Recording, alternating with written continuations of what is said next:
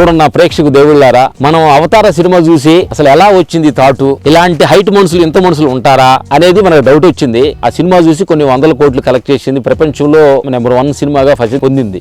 అలాగే రామ్దేవ్ గారు ఇక్కడ అవతార సినిమాని రియల్ గా ఎన్నో ప్రపంచాల దేశాల నుంచి అద్భుతమైన ఇలాంటి డిజైన్స్ ట్రీస్ ని ఇక్కడ తెప్పించారు. మన భారతదేశంలో ఇదే వింత అనేది మనం చెప్పాలి. అది మన హైదరాబాద్ సిటీకి దగ్గరలో 1 అవర్ ఎన్నీలో చిలుకూరు బాలాజీకి సేమ్ దగ్గరగా వచ్చే రూట్ లో ఉంటుందన్నమాట ఈ అద్భుతమైన ఎంత. ఇంకా రోజు రోజుకి అద్భుతమైన ఎంతలు పెరుగుతున్నాయి అనమాట. ఇక్కడ అద్భుతం ఎంత మేము అన్ని విచారించి చూసాం అనమాట. గురుగారు దీని గురించి ఇన్ని సంవత్సరాలు ఎంత వేరే వేరే దేశాల నుంచి కూడా ఇలాంటి అద్భుతాన్ని తెచ్చి ప్రజలు అందరూ చూసి దీన్ని ఆనందించాలి అనే భావనతోటి ఇది అద్భుతమైన నేచర్ గురుగారికి మీకు సపోర్ట్ చేసినందుకు ఈ సందర్భంగా మనస్ఫూర్తి థ్యాంక్స్ చెప్తాం గురుగారు. మీరు దీని గురించి 2 మాటలు చెప్పండి గురుగారు. అది నాకు 25 సంవత్సరాల క్రితం వచ్చిన ఒక ఐడియాని మళ్ళీ అటు ఇటు వేరే దారులు మధ్యలో కూడా చాలా సలహాలు ఇవ్వడం కానీ మళ్ళీ వేరే ఆలోచనలు రావడం కానీ జరిగింది.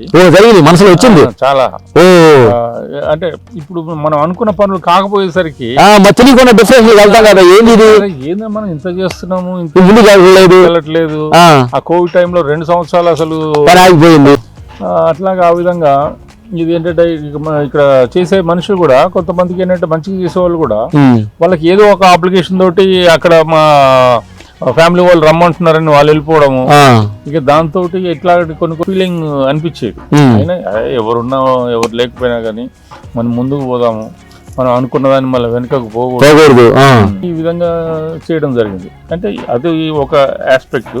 అసలు మెయిన్ ఏంటంటే మనం వచ్చేసి ఇప్పుడు నేను చిన్నప్పుడు ఒక కథలు చదివాను. ఒక అతను వచ్చేసి చెట్టు కొమ్మ మీద కూర్చొని ఆ కొమ్మనే కోస్తుంటాడు. అదే ఆ కొమ్మ తిరిగి కింద పడి ఆ విధంగా ఇప్పుడు మన సమాజంలో అది జరిగేది అదే అనిపిస్తుంది. చెట్టు మీద కూర్చొని అలా కొట్టేస్తుంది. ఎందుకనంటే ఇప్పుడు ఎవరికి ప్రకృతి మీద ఆలోచన లేదు.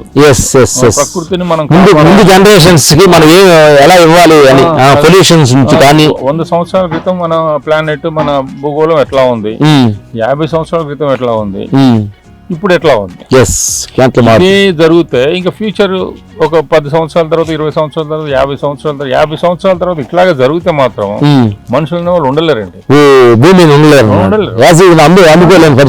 ఇప్పుడు హైదరాబాద్ లో నేను వచ్చినప్పుడు చలి పుట్టేది, చాలా ప్లెజెంట్ గా ప్రశాంతంగా ఉండేది. ఇప్పుడు చలి అనేది లేదు, ఎండలు పెరిగిపోయినాయి. ఇప్పుడు ఒక 10-20 సంవత్సరాల్లోనే ఆ మార్పు అనేది కళ్ళకు కనిపిస్తుంది. అయితే ప్రతి మనిషి కూడా ఇలాంటి ప్రకృతిని ప్రేమించండి.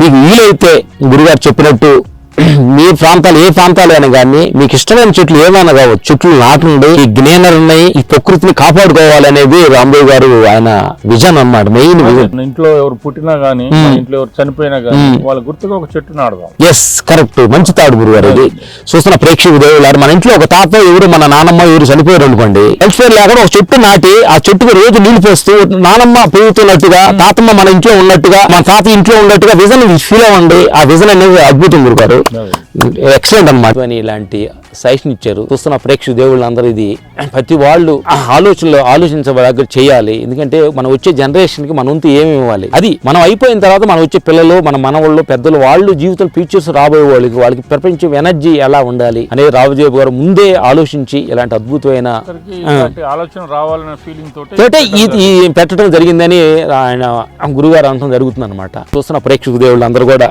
దీన్ని ఫాలో అవుతారని మనస్ఫూర్తి కోరుకుంటున్నాను.